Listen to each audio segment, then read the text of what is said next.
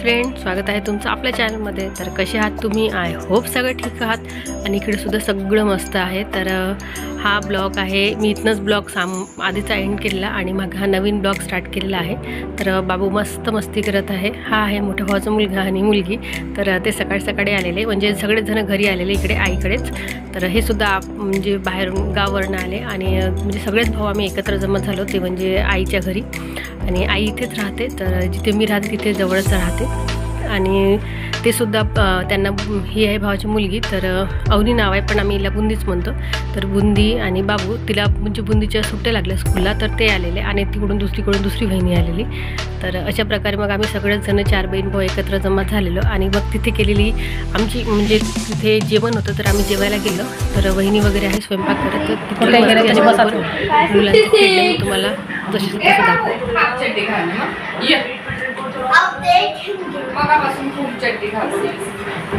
असं आहे का?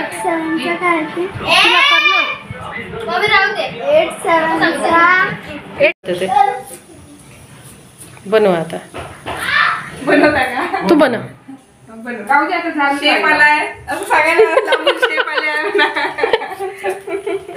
कोणती कोंबडी आता बदलच कोंबडी शिजत नाही ना।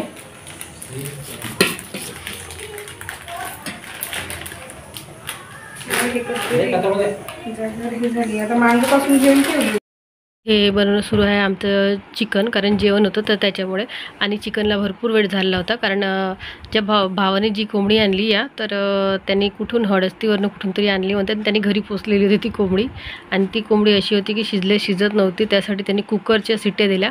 हालाकी कधी कोंबडीला म्हणजे शिट्ट्या देऊन कुकरमध्ये शिजवलं जात नाही, ती अशी शिजते, पण मात्र ती शिजतच नव्हती आणि खूप मोठी होती।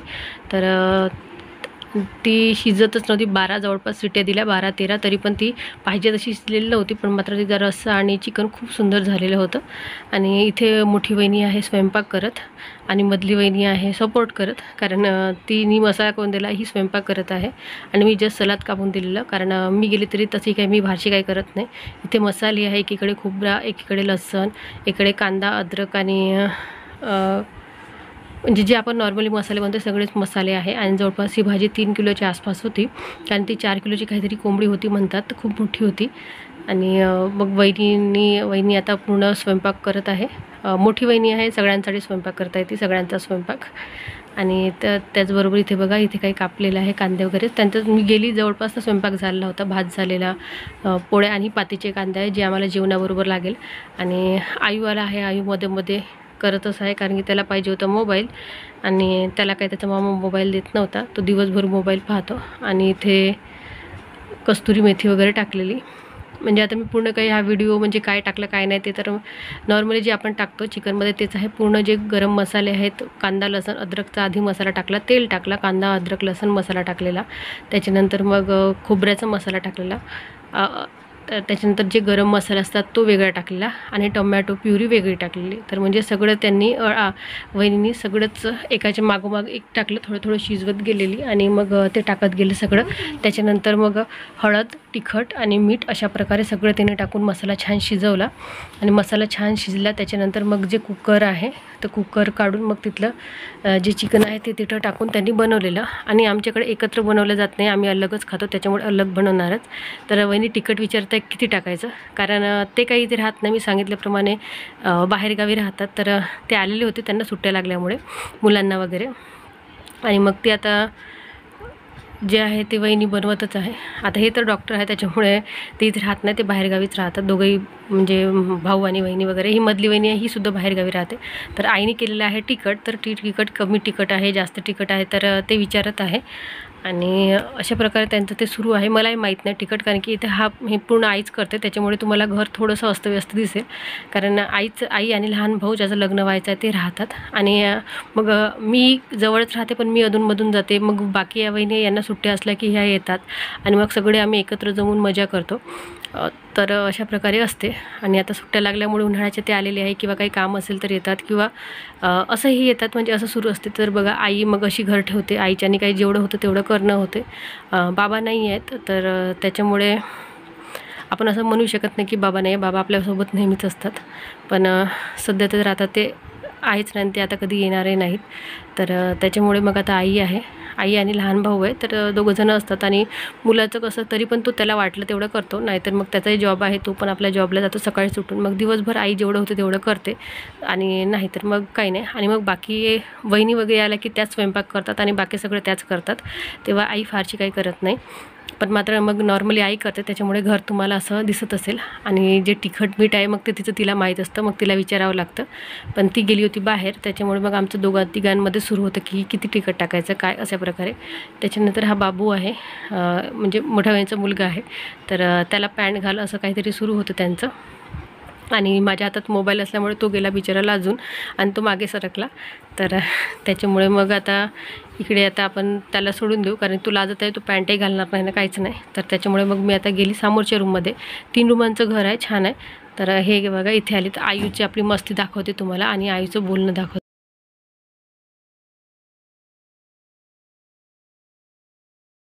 पप्पाला दाखव. पप्पाला दाखव.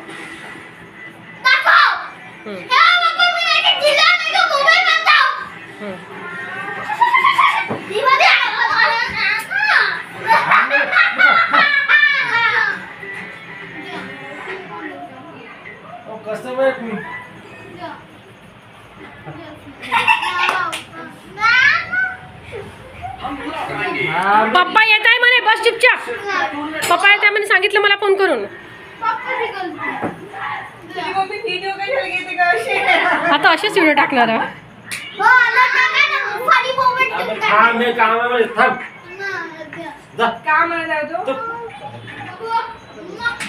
कुठे मांजर आहे?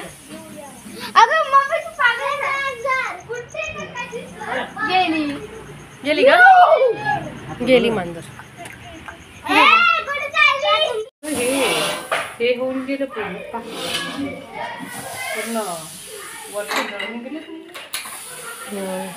तुम्हाला प्लेट आणून दिली म्हणजे झाली ना. तुम्ही फक्त फोन करा जा त्यांनी. जा फोन करून द्या, फोन करून दे ना. दे मी हे करून देतो, दे मी कापून देतो. दे त्यांनी फोन करा. तेच ना खाण्याला एक हो ना. नाही नाही छान झाली, शिजली. त्याला पोचू पोचू ठेवते, पोचू पोचू ठेवते.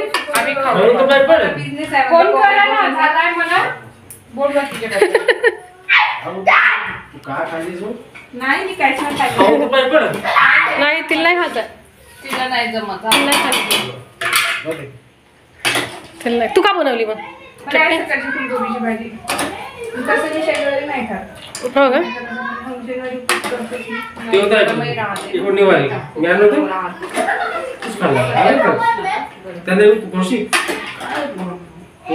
मस्त आहे म्हणे, बढिया. पूजा कुठे महाकालला गेलती, तिचे फोटो किती आले पूजाचे? मागं वय का? मी म्हणलं आत्ताच्या वेळ काय का आता महादेवाला गेलते का काय काय.